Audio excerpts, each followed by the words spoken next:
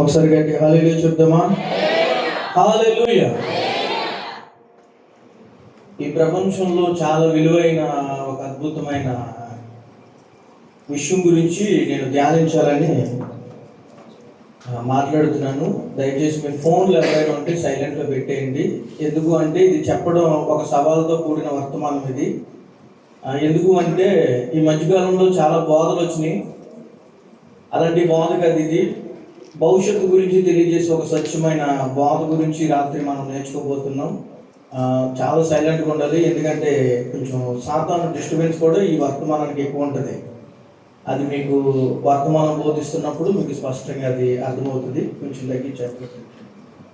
ఒకసారి ప్రభువుకి మహిమ చెల్లించండి. హల్లెలూయా. చిన్న ప్రార్థన. ప్రేమ స్వరూపి కృపానమ్మకమైన దేవుడు, ఈ రాత్రి నువ్వు బోధకుడై మాకు బోధ చేయండి.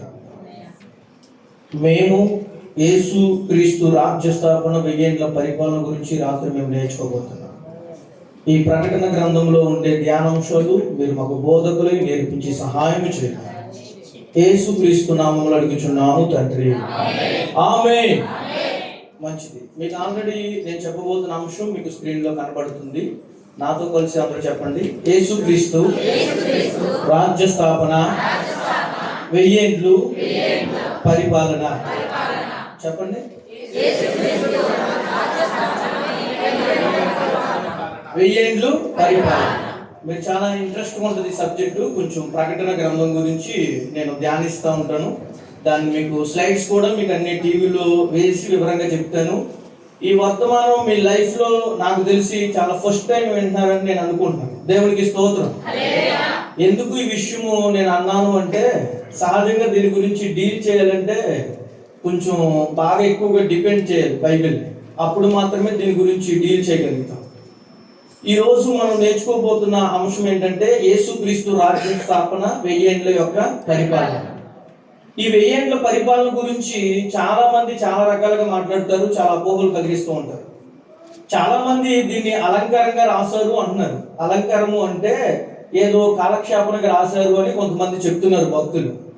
అయితే ఇది అలంకరణ భాషగా రాయబడి ఉంటే బైబిల్ గ్రంథంలో దీనికోసం 1000 ఏళ్ల పరిపాలన గురించి చాలా పర్యాయాలు చాలా అధ్యాయాలు రాశాడు. అయితే నేను తీసుకున్న అధ్యాయంలో 20వ అధ్యాయం 1 నుంచి 6 వచనాలు చూస్తే 1 నుంచి 7 వచనాల్లో చూస్తే 1000 ఏండ్లు అనే పదం 6 సార్లు రాయబడ్డది. నేను తీయమన్నప్పుడే మీరు తీయండి. ఇప్పుడు హిస్టరీ చెప్తాను కాబట్టి మీరు వినండి. 20వ అధ్యాయము 1 నుంచి 6 వచనాలు, ఒక 7 వచనాలు మనం చూస్తే ఈ 1000 ఏండ్లు అనే పదము బైబిల్ గ్రంథంలో 6 సార్లు రాయబడ్డది. 6 సార్లు రాయబడిన దాన్ని అలంకారము అని అనరు, అక్షరార్థము అంటారు. అక్షరార్థం అని ఎందుకు అంటారంటే అది సత్యము అని అర్థం. దేవునికి స్తోత్రం. అదేంటంటే సత్యము అని అర్థం. ఈ భూమి మీద మీ అందరికీ చాలా సహజంగా కనిపించేవి ఏంటంటే కొన్ని రకమైన బోధలు వస్తాయి. బోధలు అంటే ఈ లోకంలో జీవించే ఇహలోకమైన సంపదల కోసం, ఇహలోకమైన ఆశల కోసం, ఇహలోక సంబంధమైన ఆశీర్వాదాల కోసమే మన క్రైస్తవ సంఘంలో అడుగు వేస్తూనే ఉంది ప్రతి క్షణం. కానీ దీనికోసమే మన యాచన కాదు, దీనికోసమే మన అర్చన కాదు, దీనికోసమే మన అర్పణ కాదు. మన భవిష్యత్తు ఏంటో మనకు ఖచ్చితంగా తెలియాలి. ప్రతి క్రైస్తవుడికి నేను చచ్చిపోతే ఎక్కడికి వెళ్తున్నా అన్న విషయం మనకు తెలియకపోతే మనకు ఎక్కడికి వెళ్తున్నాం అన్నది మనకు అర్థం కాదు. అందుకనే ఈ రోజు మనం తీసుకునే టాపిక్ ఏంటంటే యేసుక్రీస్తు యొక్క రాజ్య స్థాపన 1000 ఏళ్ల పరిపాలన. ఇక్కడ కూర్చున్న మనందరం ఏదో దినాన్ని ఏదో క్షణాన్ని అందరం చచ్చిపోతాం కదా. అందరూ చచ్చిపోతాం. చచ్చిపోయిన తర్వాత అసలు యేసుక్రీస్తు రాజ్య స్థాపన అంటే ఏంటి, ఆ 1000 ఏళ్ల పరిపాలన ఏంటి అన్నది మనం బాగా అర్థం చేసుకోవాలి. ఇప్పుడు సంఘం ఏమవుతుందంటే ఎత్తబడుతుంది. ఈ 1000 ఏళ్ల పరిపాలనలో ఎవరుంటారో మీరు బాగా అర్థం చేసుకోండి. ఈ 1000 ఏళ్ల పరిపాలనలో ఎవరుంటారంటే సంఘం. యేసుక్రీస్తు ప్రభుల వారు మధ్యాకాశానికి వచ్చి భూ అని చెప్పి ఆయన బోరు ఊదుతాడు. ఆయన బోరు ఊదినప్పుడు సంఘం ఎత్తబడుతుంది. ఎత్తబడి మధ్యాకాశంలో ఉంటుంది. ఈ మధ్యాకాశంలో ఉన్నప్పుడు బహుమతులు కిరీటం అని ఇస్తాడు, బహుమతులు ఇస్తాడు. ఎవరికి బహుమతులు ఇస్తాడు అంటే యేసు ప్రభుని నమ్ముకుని చాలా మంది రాళ్ళు చేత కొట్టించుకోబడుతున్నాడు, వాళ్ళకి రాళ్ళు ఇస్తారు. సంఘంలో చాలా మంది చాలా రకమైన మాటలు పడుతూ ఉంటాడు. అలాంటి వాళ్ళకి కిరీటాలు ఇస్తాడు. ఇలాంటి వ్యక్తులందరికీ మధ్య ఆకాశంలో 7 సంవత్సరాలు విందు జరుగుతుంది. ఆ విందులో ఏర్పరచబడిన బహుమతుల కిరీటం అంటారు. అర్థమందులు గట్టిగా స్తోత్రం చెప్పండి. దాన్ని ఏమంటారు? బహుమతుల కిరీటం. అది 7 సంవత్సరాలు పైన ఉంటది.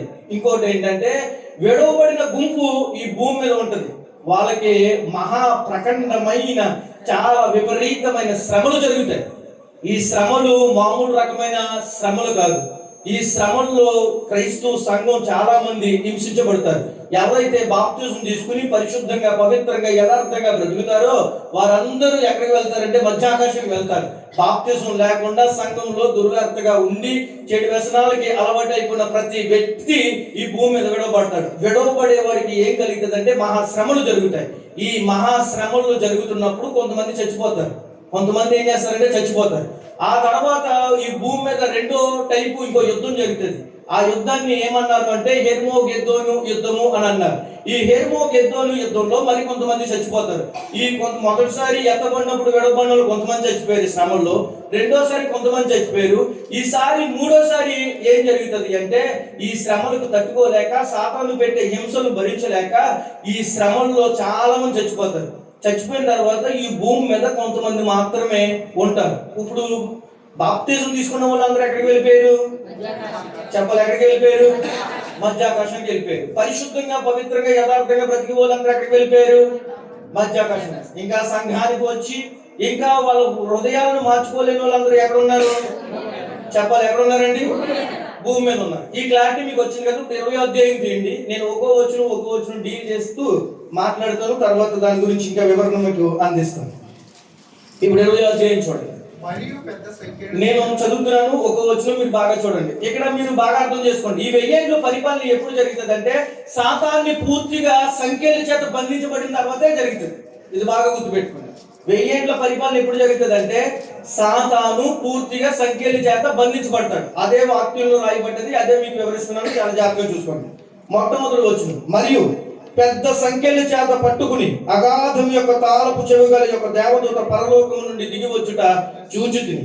అతడు ఆది సర్పమును అనగా అపవాదియు సాతానును అను ఆ ఘట సర్పమును పట్టుకుని 1000 సంవత్సరములు వాటిని బంధించి అగాధములు పడవేసి. సాతాన్ని ఎక్కడ పడేసాడండి? చెప్పలు, ఎక్కడ పడేశాడు? అగాధములు పడేసాడు సాతాన్ని. మీరు బాగా గుర్తుపెట్టుకోండి. ఎవరు పడేశారు? యేసు ప్రభు ఒక దేవదూతను పంపితే ఆ దేవదూత తీసుకెళ్లి సాతాన్ని ఎక్కడ పడేశాడు? అగాధంలో పడవేసిన మరుక్షణం మాత్రమే 1000 సంవత్సరాల పరిపాలన జరుగుతుంది. ఎప్పుడు పడితే అప్పుడు జరగదు. అది సాతాను భూమి మీద చలామణి చేసేటప్పుడు జరగదు. అది పూర్తిగా సంఖ్యల చేత బంధించబడిన మరుక్షణం మాత్రమే జరుగుతుంది. నేను ఇవన్నీ చదివించి మీకు వివరణ ఇస్తాను, అప్పుడు బాగా అర్థమవుతుంది. చూడండి. ఆ 1000 సంవత్సరములు గడిచే వరకు ఇక జనములను మోసపరచుకుంటున్నట్లు అగాధమును మూసి దానికి ముద్ర వేసెను. అట్టు పిమ్మట వాడు కొంచెము కాలము విడిచిపెట్టబడవలెను అను. ఎంతకాలము? పూర్తిగా కాదు, బాగా అర్థం చేసుకోవాలి. బైబిల్ ఎంతకాలం అన్నాడు? కొంచెం కాలం. అంటే 1000 సంవత్సరములు సాతాన్ని ఎక్కడ బందీ చేశాడు? ఇప్పుడు చెప్పాలమ్మా, అందరూ మాట్లాడారు. ఎక్కడ బందీ చేశాడు అంటే పెట్టుకోండి. తర్వాత 4వ వచనం చూడండి. అతడు సింహాసనములను చూచితిని, వాటి మీద ఆసీనులై ఉండి వారిని విమర్శ చేయుటకు అధికారము ఇవ్వబడెను. మరియు క్రూర మృగముకైనను దాని ప్రతిమకైనను నమస్కారము చేయక తమను నొసలయందు గాని చేతులందు గాని దాని ముద్రించును గాని వారు యేసు విషయము తాము ఇచ్చిన సాక్ష్యము నిమిత్తము దేవుని వాక్యము నిమిత్తము శిరచ్ఛేదము చేయబడిన వారి ఆత్మలను చూచితిని. వారు బ్రతికిన వారై 1000 సంవత్సరములు క్రీస్తుతో కూడా రాజ్యమును బ్రతికిన వారై క్రీస్తుతో కూడా ఏం చేశారమ్మా? రాజ్యం చేసింది. ఆ తర్వాత 5వ వచనం, ఆ 1000 సంవత్సరములు గడిచే వరకు కడప మృతులను బ్రతకలేదు. ఇది మొదటి పునరుద్ధానము. తర్వాత చూడండి. ఈ మొదటి పునరుద్ధానములో పాలు గలవారు ధన్యులు, పరిశుద్ధులై యుందురు. ఇట్టి వారి మీద రెండవ మరణము అధికారము లేదు. వీరు దేవునికి క్రీస్తుకును యాజకులై క్రీస్తుతో కూడా 1000 సంవత్సరములు రాజ్యము చేయుదురు. దేవునికి స్తోత్రం. ఇప్పుడు నా ఒక చూడండి. మళ్ళీ మీరు బైబిల్ తీయమన్నప్పుడే తీయండి. ఇప్పుడు క్రూర మృగం ఫోటో అయినా ఇప్పుడు చూడండి. సాతాను యొక్క పూర్తి విశ్వరూపం ఇప్పుడు మనం కనిపిస్తున్న ఇమేజెస్, అది ఇమేజ్ అట్లాగే ఉంటుంది. అది మీకు చూపిస్తేనే మీకు అర్థమవుతుంది. ఇక్కడ ఇప్పుడు స్క్రీన్ లో ఇప్పుడు కనిపిస్తుంది, దాన్ని జూమ్ చేయండి. ఈ స్క్రీన్ లో కనిపిస్తున్న సాతాను, ఇతని పేరు సాతాను, అపవాది అంటారు ఈ బైబిల్. మీరు చాలా జాగ్రత్తగా అర్థం చేసుకుని ప్రతిదీ మీకు వివరణాత్మకంగా చెప్తాను. ఈ భూమి మీద ఇప్పుడు మనం అందరం దొంగతనాలు చేస్తున్నాము అంటే మనకి అలాంటి ఆలోచనలు కలిగించే దానికి మొట్టమొదటి ప్రధాన వ్యక్తి ఎవరంటే సాతాను. ఒక వ్యక్తి మరొక వ్యక్తితో వ్యభిచారం చేస్తుందంటే అలాంటి ఆలోచన సృష్టించింది ఎవరు అంటే సాతాను. అయితే ఈ 1000 ఏళ్ల పరిపాలనలో బాగా గుర్తుపెట్టుకున్నామా చూడండి, ఈ 1000 ఏళ్ల పరిపాలనలో యేసు ప్రభు ఈ భూమి మీదకు వచ్చి ఆయన రాజ్య స్థాపన 1000 సంవత్సరాలు జరుగుతుందండి. ఎన్ని సంవత్సరాలు? 1000 సంవత్సరాలు జరుగుతుంది. ఈ 1000 సంవత్సరాలు సాతాన్ని సంఖ్యలేసి బంధించేసి అగాధంలో పడేస్తాడు. పడేసిన తర్వాత యేసు ప్రభు మధ్యాకాశానికి వెళ్ళాడు కదా, పరిశుద్ధులందరినీ తీసుకెళ్ళాడు కదా. ఆ పరిశుద్ధులందరూ భూమి మీదకి వస్తారు. ఈ పరిశుద్ధులందరూ భూమి మీదకి వస్తారు. ఇప్పుడు చూడండి, భూమి మీద 2 వ్యక్తులు ఉంటారు, 2 కేటగిరీలకు సంబంధించిన వాళ్ళు ఉంటారు. ఇప్పుడు మధ్యాకాశానికి వెళ్ళిన వాళ్ళు మామూలు శరీరంతో రారు, మహిమ శరీరంతో వస్తారు. దేవునికి స్తోత్రం. ఏ శరీరంతో వస్తారు? మహిమ శరీరంతో వస్తారు. ఈ భూమి మీద విడవబడిన వాళ్ళు ఉన్నారు కదా, పాపాత్ములు, వాళ్ళు నార్మల్ గానే ఉంటారు, పాపపు శరీరం ధరించుకునే ఉంటారు. అయితే ఎత్తబడే సంఘంలో ఉండి 7 సంవత్సరాల మధ్యాకాశంలో ఉండేవాళ్ళు యేసు ప్రభుతో ఈ భూమి మీదకు వచ్చి వాళ్ళు 1000 సంవత్సరాలు ఏం చేస్తారంటే పరిపాలన చేస్తారు. అంటే మనం సంఘానికి వెళ్ళిన తర్వాత యేసుక్రీస్తు స్వరక్తం ఇచ్చి సంపాదించబడిన సంఘంలో పరిశుద్ధంగా పవిత్రంగా ఉంటే, సంఘంలో ఎత్తబడే గుంపులో మనం ఉంటే, బహుమతుల కిరీటం మనం పొందుకుంటే, ఆ కిరీటమును పొందుకున్న మనం ఈ భూమి మీదకి వచ్చి ఎన్ని సంవత్సరాలు పరిపాలన చేస్తాం? ఎవరితో పరిపాలన చేస్తాం? యేసు ప్రభు మేలు వ్యక్తి, ఆయనే రాజు. ఆయన కింద మనందరం ఒక అసిస్టెంట్ వాళ్ళు. అంటే ఎవరైతే విడవబడతారో వాళ్ళు మనం వెళ్తాం. మీరు సహజంగా ఈ లోకపు ఆశీర్వాదాల కోసం మనం పరిగెడుతున్నాం, కానీ యేసయ్య ఇచ్చే 1000 సంవత్సరాల పరిపాలన నేను ఉండాలి అనుకునేవాడు చాలా తక్కువ మంది. ఇప్పుడు చెప్పండి, ఇహలోక సంబంధమైన ఇల్లులు కావాలా, పరలోక సంబంధమైన 1000 సంవత్సరాల పరిపాలన కిరీటం పెట్టి రాజ్యం వెళ్ళేది కావాలా మనకి? అందరూ చెప్పాలి, స్పష్టంగా ఆలోచించి. 1000 సంవత్సరాలు రాజ్యం వెళ్ళింది మనకి కావాలి. మీరు బాగా గుర్తుపెట్టుకోండి. ఇప్పుడు 2 కేటగిరీలు ఉంటాయని చెప్పండి, ఎవరెవరు చచ్చిపోతున్నారన్న చూడండి. ఇప్పుడు సాతాను ఈ భూమి మీద ఉన్నప్పుడు 1000 సంవత్సరాల పరిపాలన జరగదండి.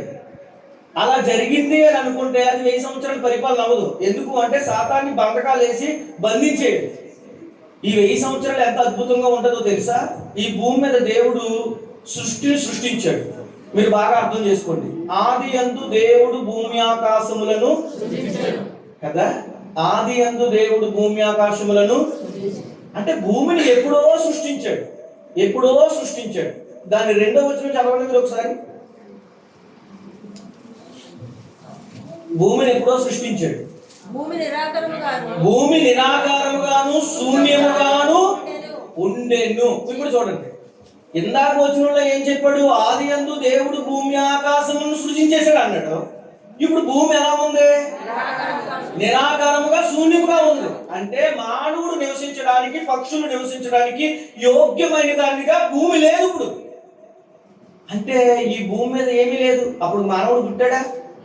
పగలు వచ్చిందా? చంద్రుడు వచ్చాడా? నక్షత్రాలు వచ్చినాయా? జంతువులు వచ్చినాయా? జలప్రవాహాలు వచ్చినాయా? ఏమీ లేవు. భూమి శూన్యముగా నిరాకారముగా ఉన్నప్పుడు దేవుని ఆత్మ అల్లాడుచుండిగాను ఉందా లేదా? ఇప్పుడు చూడండి, మీకు సహజంగా అర్థం కాకపోతే ఇప్పుడు నా ఒక చూడండి, మీకు చెప్తాను. ఇప్పుడు ఈ భూమి మీద మానవుడు ఏర్పరచక ముందే సాతాను భూమి మీదకి వచ్చాడు. ఈ భూమి మీద మానవుడు ఏర్పరచక ముందే సాతాను భూమి మీదకి వచ్చాడు. మనకంటే ముందు వచ్చాడు, ఆదాము కంటే ముందు వచ్చాడు. ఒకవేళ ఆదాము కంటే ముందు రాకపోతే అవ్వని ఎలా మోసం చేశాడు? పాయింటే కదా, నా పాయింట్ అర్థం చేశాడు. ఒకవేళ ఆదాము కంటే ముందే రాకపోతే అవ్వని ఎలా మోసం చేస్తాడు? అసలు ఏం జరిగిందంటే పరలోకంలో గొప్ప సంగీత విధ్వంసం జరుగుతుంది. ఇదంతా మీకు చెప్తే కదా అది అర్థం కాదు. గొప్ప విధ్వంసం జరుగుతుంది. ఈ విధ్వంసం జరుగుతున్నప్పుడు పరలోకంలో ఏం చేశాడంటే ఈ లూసిఫర్ అనేవాడు, నేను పాడకపోతే నువ్వు లేవు. ఈ రోజు మనం చాలా మంది అంటాక సంఘంలోనే అసలు నేను లేకపోతే సంఘం లేదు, నేను పాడకపోతే అసలు పాట లేదు అని అంటాం కదా. ఇవన్నిటికి సైతానికి పెద్ద సూచన. దేవునికి స్తోత్రం. ఇప్పుడు తాను సృష్టించిన దేవుడై ఉండి తాను మహిమపరచవలసిన దేవుడిని కాకుండా అసలు నేను లేకపోతే నువ్వేమన్నాడు? ఎవరినే? యేసు ప్రభుని. దేవుడికి కోపం వచ్చింది. దేవుడికి ఏమొచ్చింది? కోపం వచ్చింది. లూసిఫర్ వెంటనే అని చెప్పి త్రోసేసాడు. వాడు రావటమే కాదు, వాడితో ఉన్న సమూహాన్ని కూడా లేపేశాడు. ఇది అంటే సంఘానికి ఎందుకు ఆపాదించాను అంటే, మనం పోవటమే కాదు, మనతో ఉన్నవాళ్ళని కూడా పోగొట్టేస్తాం మనం. ఇది బాగా గుర్తుపెట్టుకోండి. దేవునికి స్తోత్రం చెప్పండి. ఇప్పుడు లూసిఫర్ ఏం చేశాడంటే, పోనీ పాడింది హెచ్చించుకున్నది ఎవరు అంటే లూసిఫర్. వాడు ఒక్కడే భూమి మీదకి వచ్చాక బాగానే ఉంది, కానీ వాడితో పాటు కొంతమంది దూతలను తీసుకొచ్చేసాడు. ఎక్కడికమ్మా? భూమి మీద. ఈ భూమి మీదకి దూతలను తీసుకొచ్చేసిన తర్వాత దూతలో ఈ దయ్యాలు భూతాలుగా విద్భవించి మన మీద ఏలుబడి చేసి, సంఘంలో ఎవరైనా మంచి చీర కట్టుకున్నారనుకో వాళ్ళని చూసి ఏడుతాం కదా, ప్రధాన దూత. ఇది లూసిఫర్కి పెద్ద పేర్చిది. మీరు బాగా అర్థం చేసుకోండి. ఇంక ఎవరైనా మంచి పాట పాడితే ఎనకాలలో వార్చుకుంటూ ఉంటారు చూసావా, ఇది రెండో ప్రధాన దూత. ఎందుకు అంటే వీళ్ళు దూరత ఉంటుంది. ఇంకా ఎవరైనా మంచి బిల్డింగ్ కట్టుకుంటే వాళ్ళని చూసి ఏడుతాం కదా, ఇది మూడో ప్రధాన దూత. ఇలాగ దూతలు విద్భవించాయి. దేవునికి స్తోత్రం. ఇక్కడ కూడా ఉన్నాయి దూతలు. అక్కడే కాదు, ఇక్కడ కూడా ఎక్కడ పడితే అక్కడ ఇలా ఉద్భవించిందంటే. అయితే ఇలా ఉద్భవించిన తర్వాత దేవుడు ఆదామును సృష్టించాడు. చాలా స్పష్టంగా దేవుడు ఆదామును సృష్టించాడు. సృష్టించిన తర్వాత ఏం జరిగింది అంటే, ఆదాముని ఒరే నువ్వు ఫలించి అభివృద్ధి పొంది విస్తరించాలి, నువ్వు ఇలా ఉండాలి అని చెప్పి ఆదాముకి చెప్పాడు. కానీ అవ్వమ్మ ద్వారా ఆదాము ఏమయ్యాడు చెప్పాలి? ఏమయ్యాడు? మోసపోయాడు. ఈ మోసపోయిన తర్వాత మళ్ళీ వీళ్ళు బాండింగ్ ఎవరో కలపట్లేదు. ఇంకోటి గుర్తుపెట్టినా బాగా చెప్తాను చూడండి. ఇప్పుడు నోవాహు జలప్రలయం వరకు చూడండి. మీరు నోవాహు జలప్రలయం వరకు చూస్తే బైబిల్ గ్రంథంలో 969 సంవత్సరాలు బ్రతికాడు, 800 సంవత్సరాలు బ్రతికాడు, 300 సంవత్సరాలు బ్రతికాడు అని ఉంటది. ఎక్కడ దాకానే?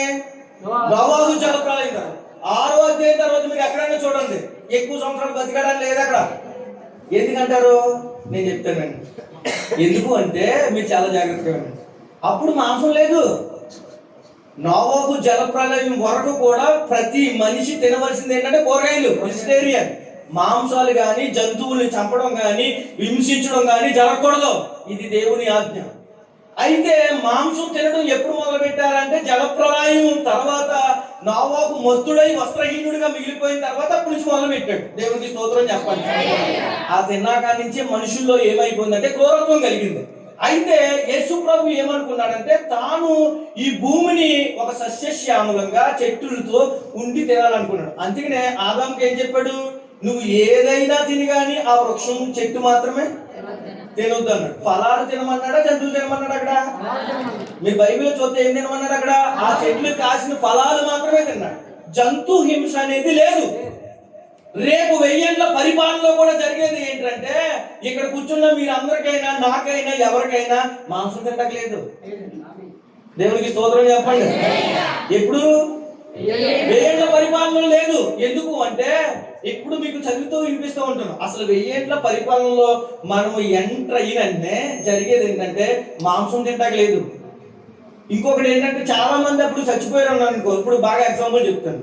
ఇప్పుడు మన భూమి మీద భారతదేశం యొక్క జనాభా 900 కోట్లు అనుకోండి. ఎంతండి?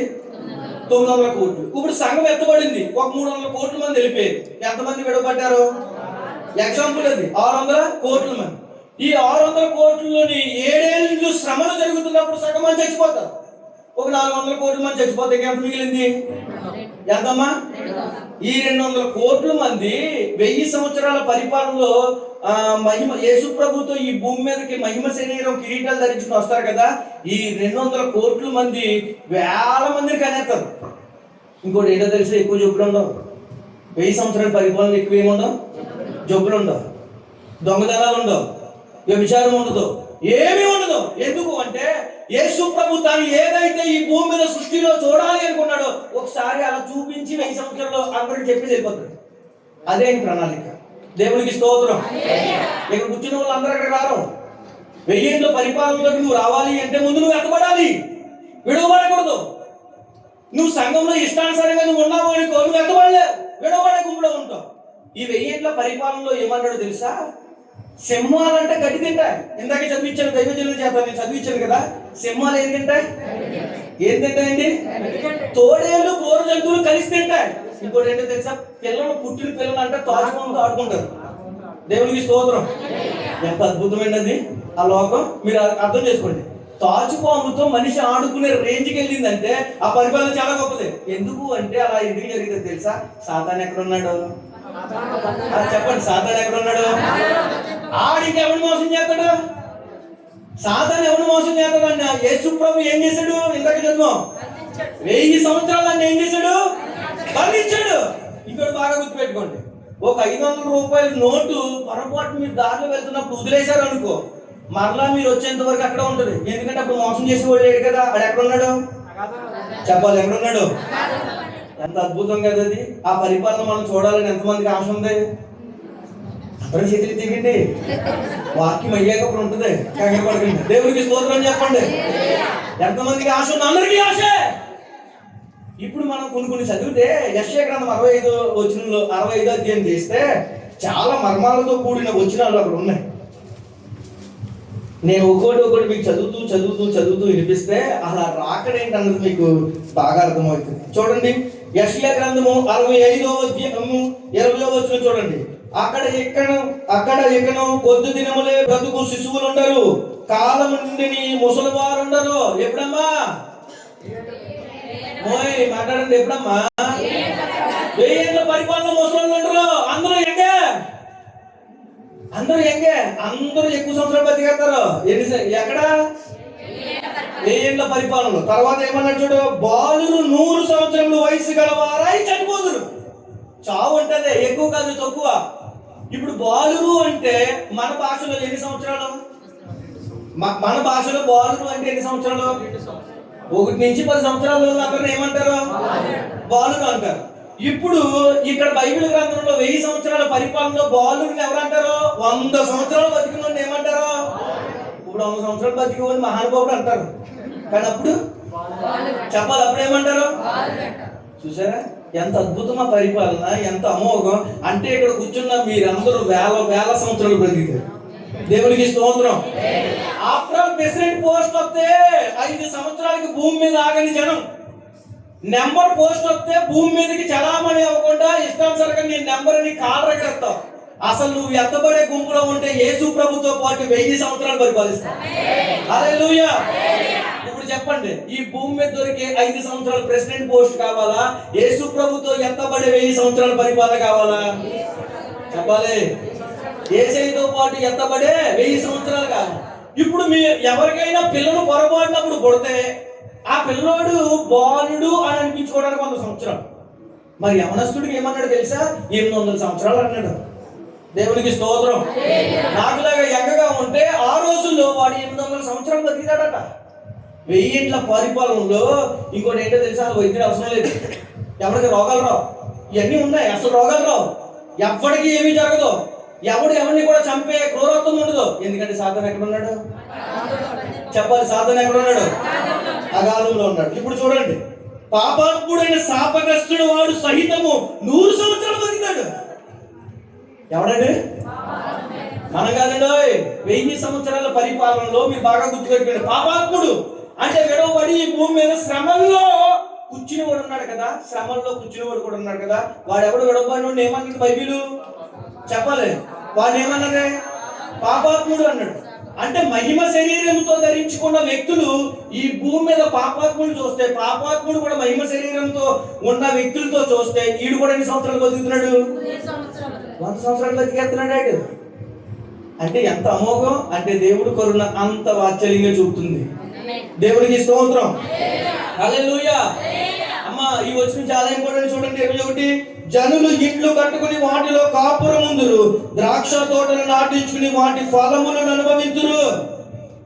తర్వాత 22, వారి కట్టుకున్న ఇండ్లలో వేరొక కాపురము ఉందురు, వారు నాటుకుని వాటిని వేరొకరు అనుభవింపరు.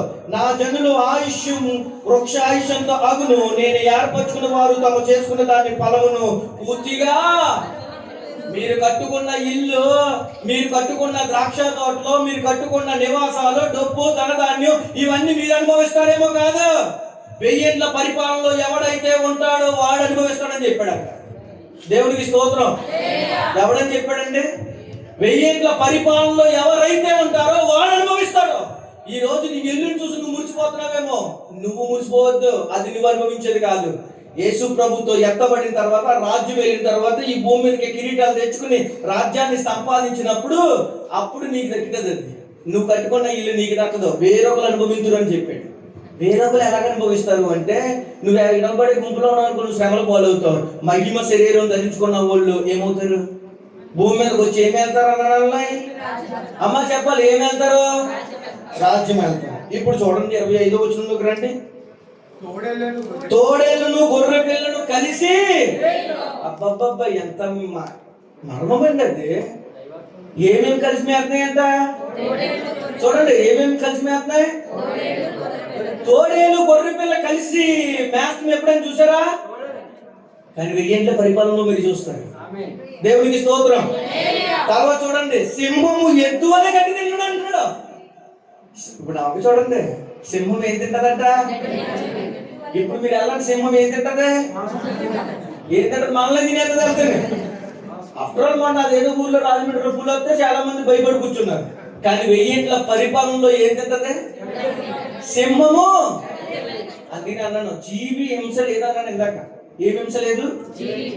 ఎవరిని హత్య చేయడానికి లేదు, ఎవరిని మోసపరచడానికి లేదు, ఎవరిని ఏమనడానికి లేదు. ఎందుకంటే సాతాను ఎక్కడ ఉన్నాడు? అగాధంలో బంధకాల్లో ఉన్నాడు. ఆడి లేనప్పుడు యేసు ప్రభు ఈ భూమి మీద ఏమి వెళ్తాడు? ఆయన రాజ్య స్థాపన. 1 రోజు కాదు, 2 రోజులు కాదు, 1000 సంవత్సరాలు. హల్లెలూయా. తర్వాత చూడండి, సర్పములకు మన్ను ఆహారమగును, నా పరిశుద్ధ పర్వతములో అవి హాని అయినను నాశనమైనను చేయకుండాను అని యెహోవా సెలవిచ్చుచున్నాడు. దేవునికి స్తోత్రం. చూడండి, నా పరిశుద్ధ పర్వతములలో ఏమి కూడా ఏం చేయమంటుంది? హాని. ఇప్పుడు చెప్పండి, 1000 ఏళ్ల పరిపాలనకి వెళ్దామంటారు, వద్దంటారా? వెళ్ళాలి. ఆ రాజ్యం అందరూ చూడాలి. ఆ రాజ్యములో ఎవరు పడితే వాళ్ళు వెళ్ళరు, ఎదురు చెప్తే వస్తారు మీకు. ఇప్పుడు 1000 ఏండ్ల పరిపాలనలో ఇంత అద్భుతంగా ఉంది కదా. ఇంకొకటి మీకు చూపిస్తే ఇంకా బాగా అర్థమవుతుంది. యెషయా గ్రంథము 11వ అధ్యాయం ఏంటి? 11వ అధ్యాయము తీసారా? అందులో 6వ వచనం నేను చదువుతాను, ఒకసారి చూడండి. తోడేళ్ళు గొర్రె పిల్ల వద్ద వాసన చేయను, చిరకపుల్లి మేకపిల్ల యొద్ద పండుకును, దూడయు కొలమసింహమును పెంచబడిన కోడియు కూడుకునగా బాలుడు వాటిని తోలును. మన పుట్టిన పిల్లలు ఎవరితో ఆడుకుంటారు?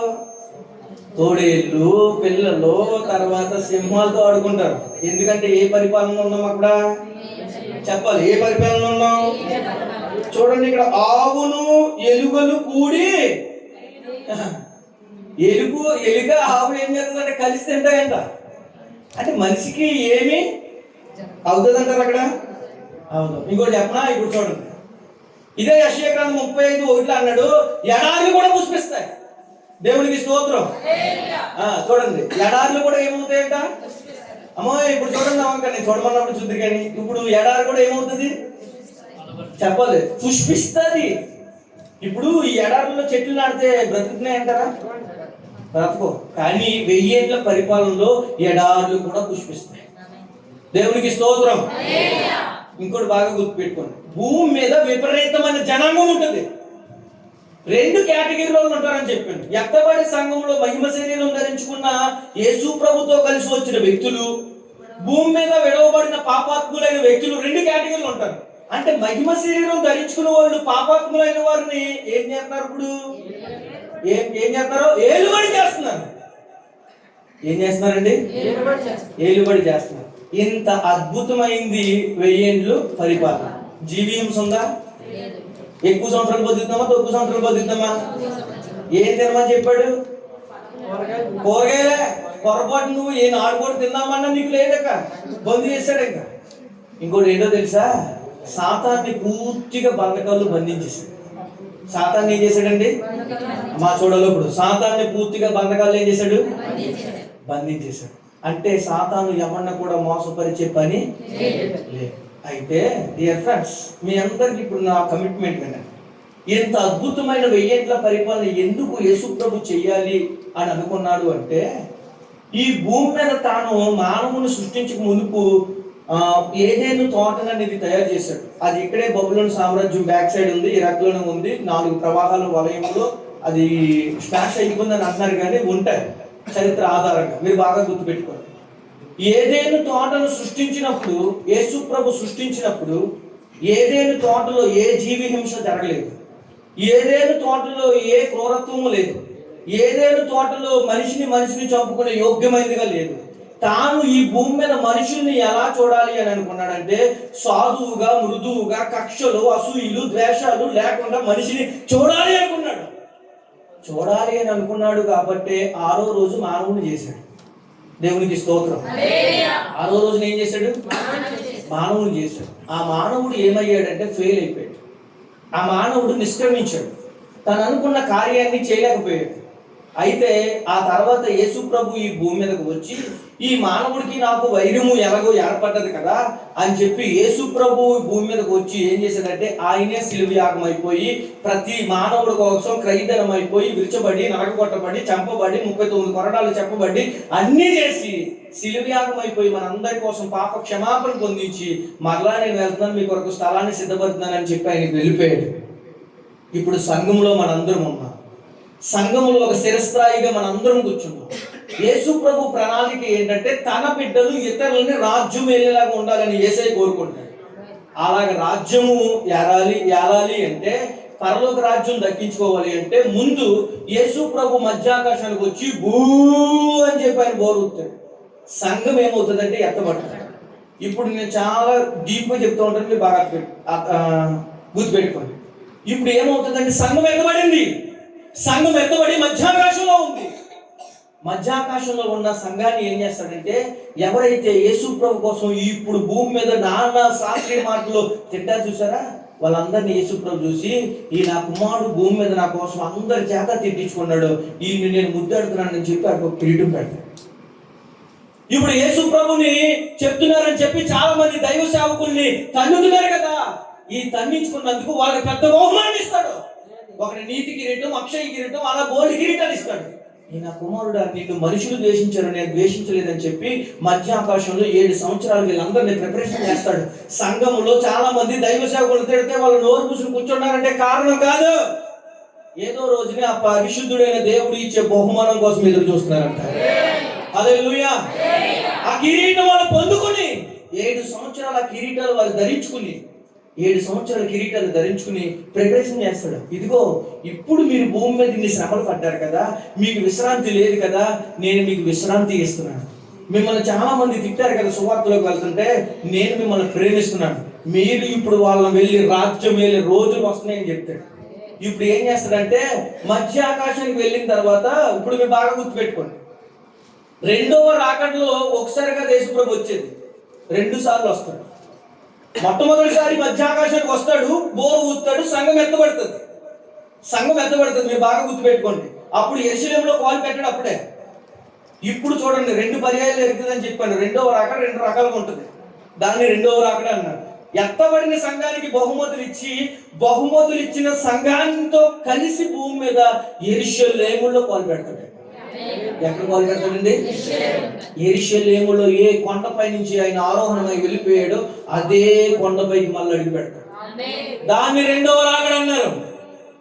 అంటే 2 పర్యాయాలు వచ్చాడు. ఇందాక సంఘం ఎత్తబడిపోయింది, విడవబడివాడికి శ్రమలు జరిగాయి, అగ్ని ఆరదు, పురుగు చావదు, దారుణమైన సముద్రములో ఉన్న చేపలన్నీ చచ్చిపోతాయి. 7 శ్రమల్లో సముద్రంలో ఉన్న చేపలన్నీ చచ్చిపోతాయి. భయంకరమైన కొంపు వస్తుంది. ఆ కొంపుకు తట్టుకోలేక 7 సంవత్సరాలలో ఏమవుతుందంటే, సాతాను 666 ముద్ర అని చెప్పి ఒకటి ప్రకటిస్తాడు. అప్పుడు అంత్యక్రీస్తు అనేవాడు ఈ భూమి మీద చలామణి చేస్తాడు. ఆ ముద్ర వేసుకోకపోతే నీకు రైస్ అంటాడు, నీకు తిండి పెట్టనంటాడు. ఆ ముద్ర వేసుకోకపోతే నీకు ఏది చేయనంటాడు. ఆ ముద్ర వేసుకోకపోతే నీ జీవితంలో నీకు తినడానికి తిండి దొరకదు. ఆ ముద్ర వేసుకుంటే యేసు ప్రభు నీకు అర్హుడిగా ఉండడు. ఆ ముద్ర ఏమో చలామణి చేసేది సాతాను. యేసు ప్రభు నా పిల్లలు ఎలాగ ఎందుకు వేసుకున్నారని చెప్పి పైన కూర్చుని బాధపడుతూ ఉంటాడు. ఈ ముద్ర వేసుకుని ఇంకోటి ఏంటో తెలుసా, తక్కుట్లో తోస్తాడు అంత్యక్రీస్తు. నువ్వు కేజీ బియ్యం తినేదానివి అయితే నీకు 1/4 కేజీ ఇస్తాడు. 666 ముద్ర తీసుకుందా, ఇది నా వ్యక్తి, ఈ ముద్ర వేసుకున్నాడా, ఈడు నా మనిషి అని చెప్పి వాడు సామ్రాజ్యం సృష్టించుకుంటాడు ఈ భూమి మీద. సృష్టించబడిన తర్వాత భరిస్తాడు 7 సంవత్సరాల తర్వాత ఎత్తబడిన సంఘంతో భూమి మీదకి వచ్చినప్పుడు వెంటనే సైతాన్ని 7 సంవత్సరాలు మనిషిని నువ్వు హింసించావు కదా, అలా హింసించడానికి చేసింది కూడా దేవుడే. ఎందుకు అంటే దేవుడు ఈ భూమి మీద మనకు అవకాశం ఇచ్చాడు. ఎత్తబడే సంఘానికన్నా ముందు మనకు అవకాశం ఇచ్చాడు. ఈ అవకాశం ఉన్నప్పుడే బాప్తిజం తీసుకుని పరిశుద్ధాత్మ అనుభవంలో చేర్చబడి బైబిల్ దగ్గర పెట్టుకుని ఒళ్ళు దగ్గర పెట్టుకుని బ్రతికితే ఆ శ్రమల నుంచి నువ్వు తప్పించబడతావు. లేదా నిన్ను సాతానికి నిర్భయంగా నిష్పక్షంగా అప్పచెప్పేసేదే ప్రభువే, ఆయన నేను అప్పచెప్పేసి 7 సంవత్సరాల తర్వాత వాళ్ళతో పాటు భూమి మీదకి వస్తాడు. భూమి మీదకి వచ్చి చూసినప్పటికీ ఇలాగే చెప్పాను మీకు, చాలా మంది ఏమైపోతారు, శ్రమల్లో చచ్చిపోతారు. రెండోసారి కొంతమంది చచ్చిపోతారు. ఇప్పుడు హెర్మోగెద్దోని యుద్ధం జరుగుతుంది, అప్పుడు కొంతమంది చచ్చిపోతారు. ఈ విడవబడే వాళ్ళు ఎక్కువగా పిల్లలు కనేస్తారు, పెళ్లిళ్ళు చేసుకుంటారు, ఇష్టానుసారంగా ఉంటారు, జీవి హింస జరగదు. అప్పుడు యేసు ప్రభు నా పిల్లలు వీళ్ళందరూ కూడా చాలా శ్రమలు పడ్డారు, బాధలు పడ్డారు, నిందలు పడ్డారు, అవమానాలు పడ్డారని చెప్పి 1000 సంవత్సరాల్లో నువ్వు జీవించే విధానాన్ని బట్టి ఒక్కొక్క పదవి ఇస్తూ ఉంటాడు. కేటగిరీస్ ఉంటాయి. ముఖ్యమంత్రి, అలాగే ఎమ్మెల్యేలు, ఎంపీలు ఎలాగ ఉన్నాయో యేసు ప్రభు సుప్రీం మెయిన్ హెడ్ ఎవరంటే యేసు ప్రభు. ఎవరండి హెడ్? యేసు ప్రభు హెడ్. ఇప్పుడు ఆయన కింద పనిచేసే వ్యక్తులుగా ఎత్తబడే గుంపులో ఉన్నాము. ఇప్పుడు మీరు బాగా గుర్తుపెట్టు, ఇప్పుడు ఈ భూమి మీదకి ఎన్ని శరీరాలు కలిగిన మనుషులు ఉన్నారు? ఇప్పుడు చెప్పాలి, ఎన్ని శరీరం కలిగిన మనుషులు ఉన్నారు? 2 శరీరం. ఒకటి మహిమ శరీరం, రెండోది మామూలు శరీరం. ఇప్పుడు మహిమ శరీరము ధరించుకునే వాళ్ళు మామూలు శరీరంతో ధరించుకునే వాళ్ళు మాకెలా తెలుస్తుందండి అని మీరు అడగొచ్చు. ఒకటే కదా, ఇప్పుడు మహిమ శరీరం ధరించుకున్నాడని మనకు ఎలా తెలుస్తుంది? అయితే దీనికి ఎగ్జాంపుల్ యేసుప్రభు ఏం చెప్పారంటే, ఒక 2 వ్యక్తులు ఎంఐ మార్గంలో నడుచుకుంటూ వెళ్తే యేసుప్రభు వాళ్ళ మధ్యలో నుంచి వెళ్ళిపోయాడు కానీ వాళ్ళకి తెలిసిందా? అదే ప్రూఫ్. రేపు పొద్దున అలాగే జరుగుతుంది. ఎంఐ మార్గం స్టోరీ ఎలాగైతే ఉందో అలాగే జరుగుతుంది. మహిమ శరీరం ధరించుకునే వాళ్ళు ఈ భూమి మీద విడబడిన వ్యక్తులని భయంకరంగా యేసు ప్రభు వాళ్ళకి ఇస్తాడు, ఛాన్స్ ఇస్తాడు. మీరు ఇన్ని సంవత్సరాలు నా కోసం ప్రయాసపడ్డారు, ఈ 1000 సంవత్సరాలు మీరు రాజ్యం వెళ్ళని చెప్పి సాతాను బంధకం చేసేసి బంధించేస్తే అప్పుడు వాళ్ళు వెళ్తారు. వీళ్ళు ఏలటం మొదలుపెట్టిన తర్వాత 1000 సంవత్సరాలు పూర్తి అయిపోతుంది. నా వంక చూడండి, ఎన్ని సంవత్సరాలు పూర్తయింది? 1000 సంవత్సరాలు పూర్తయింది. ఇప్పుడు 22వ అధ్యాయం ఇచ్చినండి, 20వ అధ్యాయం రండి. 20వ అధ్యాయం ఇందాక 7 వచనాలు మనం చదువాం, 6 వచనాలు చదివాం. 7వ వచనం నుంచి ఇప్పుడు చదువుతున్నాను. మనం క్లైమాక్స్ లోకి వచ్చేస్తాం. చాలా జాగ్రత్తగా చూడండి. 1000 సంవత్సరములు గడిచిన తర్వాత సాతాను తన చెరలో నుండి, సాతానికి అంతిమ తీర్పు అన్నీ వచ్చేది. ఏ స్నామంలో పోవునుగా, కానీ చాలా ఈజీగానే అతను నువ్వు పాడాడు. ఇక్కడ చూడండి, 1000 సంవత్సరాలు ఇందాక ఏమన్నాడు యేసు ప్రభు? అగాధంలో బందీ చేశాడు. ఇప్పుడు అదే యేసు ప్రభు ఇక్కడ 7వ వచనంలో ఏం చెప్తున్నాడు వాళ్ళు చూడండి. 1000 సంవత్సరములు గడిచిన తర్వాత సాతాను తన చెరలో నుండి అది మళ్ళా విడిపించబడిన తర్వాత భూమి 4 దిశల యందు జనములను లెక్కకు సముద్రపు ఇసుక వలె ఉన్న గోగు మాగోగు అని వారిని మోసపరిచి వారిని యుద్ధము పోగు చేయటకే వాడు యుద్ధం చేయడానికి వస్తాడు. ఎవరండి? సాతాను. 1000 సంవత్సరాల బంధకాల నుంచి వస్తాడు, దేవుడు విడిపిస్తాడు. గోగు మాగోగు యుద్ధం జరుగుతుంది. ఇప్పుడు చూడండి, ఇప్పుడు దేశాలు కొట్టుకుని చేస్తున్నాయి. చేస్తారను చెప్పాలి, కొట్టుకుని చేస్తున్నాయి లేదా? ఇప్పుడు చూడండి, ప్రతి దేశం ఏ దేశం మీద యుద్ధం చేస్తుంది? ఏ దేశం మీద?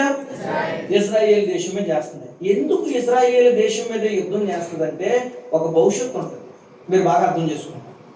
ఇజ్రాయేల్లో నుంచి రక్షకుడు వచ్చాడు. ఇప్పుడు ఇజ్రాయేల్ కంట్రీని అంతం చేసేస్తే రక్షకుని యొక్క ప్రణాళిక నెరవేరదని చెప్పి సాతాను పన్నాడు. అందుకనే ప్రతి దేశము ఏ దేశంతో యుద్ధం చేస్తుంది? ఇజ్రాయేల్ దేశం. అయితే ఇజ్రాయేల్ను కాపాడువాడు కునుకడు, నిద్రపోడు.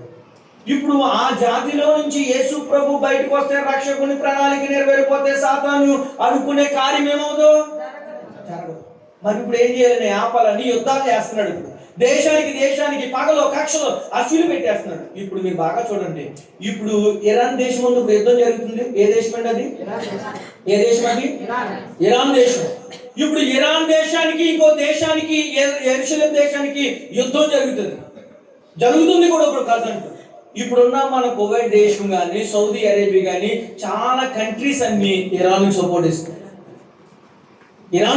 ఇస్తున్నాయి. ఎందుకు ఇస్తున్నాయో తెలుసా? వీళ్ళందరి పన్నాగం ఎలాగైనా రక్షకుని ప్రణాళికను ఆపాలని. వాడు కాదు, వాళ్ళ తాత ముత్తాతలు వచ్చిన యేసు ప్రభు నామం ఎవరి తరం కూడా కాదు. చెప్పండి కాదని. ఇప్పుడు చూడండి, విడిపించబడిన తర్వాత ప్రజలందరూ విపరీతంగా పెరిగిన తర్వాత గోగు మాగోగు యుద్ధం జరుగుతుంది ఈ భూమి మీద. ఈ యుద్ధం జరుగుతున్నప్పుడు ఇప్పుడు సాతాను యేసు ప్రభు ఎదురవుతాడు. చూడండి ఆ వంక. సాతాను యేసు ప్రభు వీడియో నెంబర్ 2 చూడండి. సాతాను యేసు ప్రభు ఎదురవుతాడు. ఎదురైన తర్వాత యుద్ధం ఇద్దరికి భయంకరంగా జరుగుతుంది. ఆ యుద్ధంలో రాజులకు రాజు మహారాజు అయిన మన ప్రభు అయిన యేసు క్రీస్తు ప్రభువు వారికి వెళ్ళిపోతున్నాడు. హల్లెలూయా. ఇలాగండి మహిమ శరీరం ధరించుకుంటారు ఈ భూమి మీద. ఆయన 1000 సంవత్సరాలుగా పరిపాలన చేస్తాడు ఈ భూమి మీద. మీరు చాలా జాగ్రత్తగా చూడండి.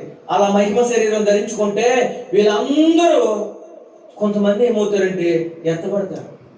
ఇంకా ఈ భూమి మీద ఇప్పుడు చూడండి, చాలా మంది హత్యలు, నరహత్యలు, ఇంకోటి దొంగతనాలు, వేరే ఒక భార్యతో తప్పు చేయడం, ఇవన్నీ చేసేవాడికి నరకగ్ని అంత దారుణంగా ఉంటుంది. తన భార్యని ఎవడైనా హత్య చేసి వేరొకరితో తిరిగితే వాడికి దక్కేది ఏంటంటే నరకమే. ఇప్పుడు కనిపిస్తుంది మీకు, చూడండి ఆ నరకం ఎంత దారుణంగా ఉంటుందో. ఇది మహిమ శరీరం. దేవుడు తీర్పు తీరుస్తూ వస్తాడు అందరికి. కాబట్టి దినములు చెడ్డవి, అజ్ఞానులే కాదు. అలాంటి మాడిపోయిన నరకంలో యుద్ధం తప్పదు నీకు. ఈ రోజు ఇష్టానుసారంగా పాపపు ఆలోచనలు, పాపపు వ్యభిచారం చేస్తున్నామో బహు జాగ్రత్త. ఒక దినము నీకు ఉంది. ఎదురు కొంచెం ఫార్వర్డ్ చేయనన్నా. ఒక దినము నీకు ఖచ్చితంగా ఉంది. ఆ యుద్ధంలో నీవు గెలవలే. ఇలాగ ఎత్తబడుతుందండి సంఘం. సరిపోద్ది. తర్వాత అవి స్లైడ్స్ అడిగితే నేను ఇస్తాను. అంత అవన్నీ చూపించేంత టైం లేదు, మీరు బాగా అర్థం చేసుకోండి. విడవబడే గుంపుకి ఏం కలుగుతుంది అన్నాను? ఎత్తబడే గుంపుకి బహుమతులు కలిగి. ఇప్పుడు ఇష్టానుసారంగా నువ్వు వ్యభిచారం చేసినప్పుడు దేవుడు చూసి చూడకుండా ఉంటున్నాడు అంటే ఇది కృపాకాలం. ఈ కృపాకాలంలో యేసు ప్రభు ఎవరిని ఏం చేయడు. ఇదిగో నేను త్వరగా వచ్చుచున్నాను అన్నాడు ఆయన. వాని క్రియ చొప్పున ప్రతి వానికి జీవితం ఇస్తానన్నాడు ఆయన. వస్తానన్న యేసు రాక మానడు, ఇస్తానన్న బహుమానం ఇవ్వకే ఉండడు. నీ ఇష్టానుసారంగా సంఘానికి వచ్చి జీవిస్తే జీవితం కాదు ఇదే. నీ ఇష్టానుసారంగా బ్రతుకుతామంటే బ్రతుకు కాదు ఇదే. ఇది యేసయ్య రెండవ రాకడ పరిపాలన. ఇంకా నీకు బాప్తిజం లేకుండా ప్రభు సన్నిధిలో నువ్వు గడపకుండా నీ ఇష్టానుసారంగా నోరుంది కానీ వాగమంటే ఏ నోరుతో వాగవో ఆ నోరు ముగిస్తాడు దేవుడు. రెండవ రాకడ బహు భయంకరం. విడవబడే గుంపుకి బహుశ్రమలు, ఇష్టానుసారంగా పురుగులు, చంద్రుడు నల్లుపోయే రోజు అది. అగ్ని ఆరదు, పురుగు చావదు. ఆ నరకాగ్నిలో నుంచి తప్పించడానికి యేసయ్య నీ కోసం బలి అయితే ఈ రోజు యేసు ప్రభు అంటే ఒక యాలకొలగా మారింది. సంఘం అంటే యాలకొలగా మారింది. భక్తి అంటే యాలకొలగా మారింది. ఆచార భక్తి కాదు ఇదే. ఈ రాక నుంచి తప్పించడానికి నీ కోసం గాయాలు కొట్టించుకోబడితే ఆ 1000 సంవత్సరాల పరిపాలన నువ్వు కూర్చోబోతే సిగ్గుచేటిదే. నేను ప్రతిరోజు మందిరానికి వస్తాను, పాటలు పాడుతాను, ఆరాధన చేస్తాను, వాక్యపద్యాలు అన్నంత మాత్రం నువ్వు పోవు. కాని ఫలమును ఫలింపని ప్రతి చెట్టు నరకబడి అగ్నిలో వేయబడి. 1000 సంవత్సరాల పరిపాలన నువ్వు కూర్చుని రాజ్యం వెళ్ళాలంటే ఎత్తబడి గుంపులో ఉండాలి. పాపపు క్రియలను విడిచిపెట్టాలి. సంఘంలో డిసిప్లిన్ గా ఉండాలి. దేవుడు అంటే భయం కలగాలి, భక్తి కావాలి. చివరి దినాల్లో ఉన్నాం. ఎప్పుడు చచ్చిపోతాము, ఎలా చచ్చిపోతాము ఎవరికీ తెలియదు. ఇన్ని సంవత్సరాలు భక్తి చేసి, ఇంత భక్తి చేసి మనం అవి ఏంట్ల పరిపాలనలో మహిమ శరీరం ధరించుకుని మహిమ రూపుగా మనం వెళ్ళకపోతే నరకమే, యుద్ధమే. సాతాను బంధించబడినోడు వస్తాడు, మనందరినీ తోసేస్తాడు. ఆ అగ్ని ఆరదు, పురుగు చావదు. వచనాలు బాగానే చెప్పేస్తాం, దాన్ని అన్వయించుకుంటూ తెలుస్తుంది. అగ్ని ఆనదు, పురుగు చావదంటే ఆ రోజు యేసయ్య ఈ భూమి మీదకి వస్తున్న రోజు. ఆ భూమి మీద నుంచి నువ్వు ఈ శ్రమల నుంచి తప్పించబడాలంటే ఈ రెండవ రాకడ వర్తమానంలో ప్రభువు నీకు చెప్తున్నాడు ఏమిటంటే, ఎత్తబడే గుంపులో ఉంటావా, విడవబడే గుంపులో ఉంటావా? ఎత్తబడే గుంపులో నువ్వు ఉంటే నీవు, నీ కుటుంబము ఆ పాపాత్ములను భరించే శ్రమ నుంచి తప్పించబడ. విడవబడే గుంపులో ఉంటే ఇష్టానుసరమైన శ్రమలు కలుగుతాయి. సింహము గడ్డి తినే రోజు నువ్వు చూడలేవు, నాగపాముతో ఆడుకునే రోజు నువ్వు చూడలేవు, 1000 సంవత్సరాలు బ్రతికే కాలంలో నువ్వు ఉండలేవు. ఆ తర్వాత అయ్యో ఎన్నిసార్లు నాకు వచ్చి చెప్పారే, నేను ఎందుకు ఈ వార్త వినలేదే? బేతేలు సంఘంలో 4వ సువార్త మహోత్సవాల్లో దేవుడు ఒక సేవకుడితో కూడా 2వ రాకడ గురించి చెప్పినప్పుడు నేను ఏదో పొట్టాగని చెప్పాడు కదా నేను వెళ్ళిపోయానే, నా బ్రతుకును మార్చుకోలేదని చెప్పి గొగ్గోలు పెట్టి ఏడ్చినా కానీ ఆ దినం నుంచి నువ్వు తప్పించుకోవాలి. ఎందుకు అంటే శరీరంలో ప్రాణం ఉండగానే, శరీరంలోనే ఆత్మ ఉండగానే, శరీరంలో ఇంకోటి ఉండగానే ఏదైనా చేయగలరు. చనిపోతే ఎవరు ఏం చేయలేరు. ఈ రోజు పడుతున్న ప్రతి శ్రమకు, ప్రతి నిందకి బహుమానం ఇచ్చే రోజు వస్తుంది. ఏసై కోసం ఎంత శ్రమ పడ్డావా, సమృద్ధి అనేది ఇస్తాడు. ఏసై కోసం కొట్టించుకున్నావా, ఆశీర్వాదకరంగా మారుస్తాడు. ఏసై కోసం తిట్టించుకున్నావా, బహుమతులు ఇస్తాడు. నీవు, నీ కుటుంబం ఆ నరకం నుంచి తప్పించబడాలి అంటే నువ్వు ఎక్కడ ఉండాలమ్మా? చెప్పాలి, ఎక్కడ ఉండాలి? 1000 సంవత్సరాల పరిపాలన చూడాలి, వేలాలి ఈ భూమిని. ఈ రోజు దొరికే బాహ్య సౌందర్యమైన వీటి కోసం నీ పరుగు కాదు. ఈ రోజు దొరికే ఇహలోకమైన ఆశీర్వాదాల గురించి కాదు మన పరుగు. మన పరుగు, మన గమ్యం ఒకటే, చచ్చిపోతే యేసు ప్రభుతో రాజ్యం వెలుపు కావాలి. బతికినంత కాలం ప్రభు కోసం చావాలి. మనం ఫలించకపోతే, సంఘానికి వచ్చినప్పుడు అభివృద్ధి పోకపోతే, 2వ రాకడలో మనం కనపడకపోతే, ఇక్కడ ఎన్ని సంవత్సరాలు, ఎన్ని కూడికలు, ఎన్ని కోటాలు పెట్టినా మన జీవితం అంతా. కాబట్టి మీరు బాగా ఆలోచించండి. లాస్ట్ అండ్ ఫైనల్ పాయింట్ యేసు ప్రభు నీకు చెప్తున్నది, నువ్వు చేసేది ఆయనకి తెలియదు అని అనుకుంటున్నావు. గదిలో నువ్వు చేసే రహస్యమైన పని ఆయనకి తెలుసు. సెల్ ఫోన్ లో నువ్వు మాట్లాడుతున్న మాటలు ఆయనకి తెలుసు. నువ్వు జీవిస్తున్న జీవితం ఆయనకి తెలుసు. నువ్వు మోసం చేస్తున్న మోసం తెలుసు. ఆయనకి తెలియదు, అన్నీ తెలుసు. కానీ ఎందుకు మౌనంగా ఉంటాడు తెలుసా? నా బిడ్డలు ఈ సంవత్సరం కాకపోతే వచ్చే సంవత్సరం కాకపోతే మళ్ళీ వచ్చే సంవత్సరం మారుతారని చెప్పి ఆలోచించుకుంటూ వెళ్తున్నాడు. మారుతారని యేసు ప్రభు దగ్గరికి వచ్చి 1000 ఏళ్ల పరిపాలనలో నేను ఉండాలి ప్రభు అని ఆశ కలిగితే, ఉన్న మాటని మీరు మోకరించి, మీరు చేసేదాన్ని తప్పిదాన్ని మీరు ఒప్పుకుంటే ఆ 1000 సంవత్సరాల పాటు ఆ కిరీటాలు పొందుకునే వరంలో మీరు ఉంటారు కదా. అందరూ మోకరించి 2 చేతుల పైకి, ప్రభు నేను చేసింది తప్పు అని, నేను చేసింది చాలా దారుణమని నేను తెలుసుకున్నాను ప్రభా. ఈ రాత్రి నువ్వు చాలా స్పష్టంగా మాట్లాడావు. ఆ 1000 ఏళ్ల పరిపాలనలో నన్ను కూడా ఉంచండి ప్రభా. ఆ రోజు నుంచి నన్ను తప్పించండి నాయన. అడగండి నాయన, అడగండి ఒకసారి. మీరు విడుస్తున్న ప్రతి కన్నీరు ఒక 5 నిమిషాల్లో ముగింపు ప్రాంతంతో ఈ కూడికను ముగిస్తాం. ఒకసారి అడుగు, ప్రభా నేను ఎత్తబడే గుంపులో ఉండాలి ప్రభా. ఇదిగో నేను ఎన్ని సంవత్సరాలు బ్రతికి విడవబడితే ప్రయోజనం లేదు నాయన. ఇదిగో సాతాను ఎన్నోసార్లు మోసం చేశాడు నాయన. నేను నీ మందిరానికి వస్తున్నాను, సరైన జీవితంలో నేను లేనేమో, సరైన బ్రతుకులో నేను లేనేమో, సరైన కమిట్మెంట్ తో నేను వెళ్ళలేకపోతున్నానేమో, ఎన్నోసార్లు నీ సేవకుల్ని దూషించలేమో, దూషణ చేశానేమో. ఈ రాత్రి నాతో మాట్లాడు ప్రభు. అడగండి, మొదటి ప్రసంగం ద్వారా నీకు ఒక అద్భుతమైన మార్పు రావాలి. అడుగు అడుగు, నోరు తెరిచమ్మా అక్క, అలా అడగాలి. ఈ రాత్రి నువ్వు విడవాలి, కన్నీరు విడవాలి. నువ్వు చేసే పాప క్రియ అంతా తెలుసు. ఎంత కాలం మోసం, ఎంత కోసం మోసం. కుక్క తన వాంతులు తిరిగి వెళ్తున్నట్టు ఎన్నిసార్లు విని ప్రసంగాలు విని పోతావు. నువ్వు కుక్కవు కాదు, మనిషివే. తన సురక్తం ఇచ్చి సంపాదించిన బిడ్డవే. నీ కోసం గాయాలు పెట్టబడిన బిడ్డవే. నీ కోసం నల్లగొట్టబడిన బిడ్డవే. నీ కోసం ముళ్ళ కిరీటం పెట్టుకున్న బిడ్డవే. మోసమైన కార్యాలు చేసే సంఘంలో దైవజనుల్ని ఇంకా ప్రజల్ని మోసం చేస్తావా నువ్వు? వచ్చి నీ బ్రతుకుని రాత్రి మార్చుకో, నీ స్థితిగతులను మార్చుకో. బ్రతికినంత కాలం రోషం కలిగి బ్రతుకు ప్రభు. నన్ను క్షమించు, నా బ్రతుకును క్షమించిన అయినా నీ రాజ్య వ్యాప్తిలో నమ్మకంగా ఉండే కృప కావాలి. ఆ 2వ రాకడ నుంచి నీ తప్పించబడాలి. నా శ్రమల నుంచి విడిపించాలి. నా గాయాలు కట్టాలి. నోరు తెరవు.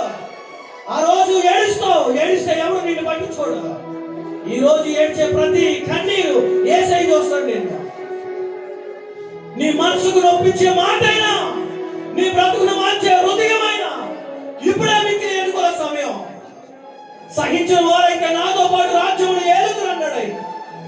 సహనం ఉందా నీకు? రెండవ రాకడలో ప్రభు నేను తప్పించబడాలి, ఒక బలమైన పునాదిగా మార్చబడాలి. నాయన యేసయ్యా నాతో మాట్లాడండి. నాయన అడగండి, నోరు తెరిచి అడగండి. యేసయ్యా ఎన్నో సంవత్సరాలు నాయన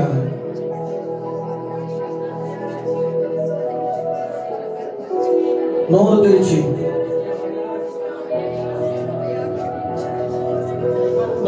చాలా మంది అడగట్లేదు. ఈ రాత్రి నువ్వు అడగాలి కదా, నా బ్రతుకును, నా స్థితి, నా గమ్యాన్ని మార్చండి నాయన, మార్చండి నాయన. నేను కూడా ఒక కమిట్మెంట్ తీసుకుని వెళ్తాను నా ప్రభా.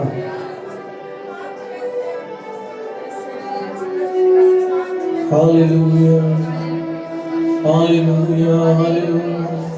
పిలువు యేసయ్యాను, పిలువు యేసయ్యాను, పిలువు. ఈ రాత్రి యేసయ్యాను పిలిస్తే, యేసయ్యాను మాట్లాడితే నిన్ను 5 నిమిషాల్లో నీ బ్రతుకులు, నీ స్థితిని మారుస్తాడు. ఎంతమంది నిన్ను ఏమి చేసినా, అన్యులే నిన్ను అపహాసించినా, నానే వారే నిన్ను వదిలేసినా, యేసయ్య నిన్ను విడవడు కదా. తల్లి మరిచిన, తండ్రి మరిచిన దేవుడు కాదు కదా. పిలువు యేసయ్యా అని పిలువు. యేసయ్యా, యేసయ్యా, యేసయ్యా, యేసయ్యా, నిన్నే నిన్నే కొలుస్తూనయ్యా, నీవే నీవే నా రాజువయ్యా. చదువుమా. నిన్నే నిన్నే కొలుస్తూనయ్యా, నీవే నీవే నా రాజువయ్యా. యేసయ్యా, యేసయ్యా, యేసయ్యా, యేసయ్యా, యేసయ్యా, యేసయ్యా,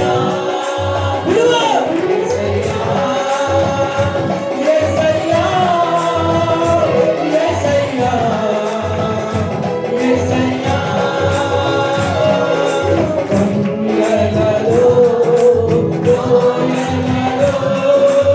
అడవులలో ఎడారులలో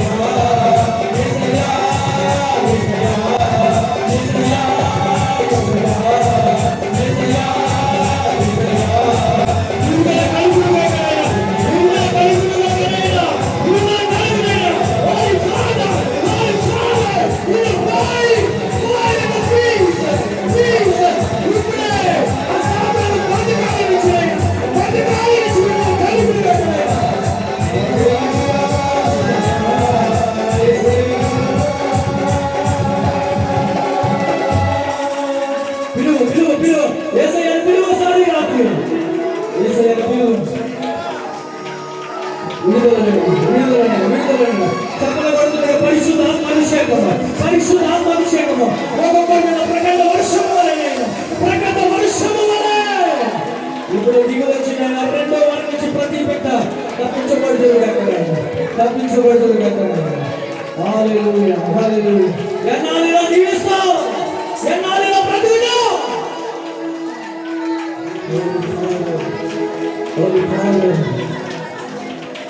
క్షమించునైనా అద్భుతం, చాలా అద్భుతంగా ప్రభు నీతో మాట్లాడుతుంది. నా హృదయాన్ని నేను మార్చుకుంటాను, నా బ్రతుకును మార్చుకుంటాను అన్నవాళ్ళు మీకు వేస్తాను చూపిస్తున్నాను.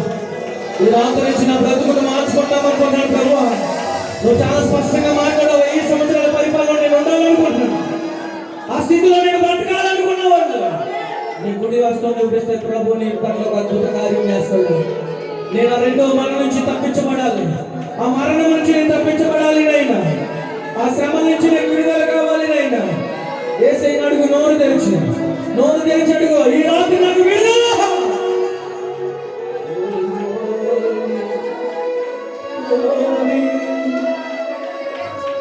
యేసయ్యా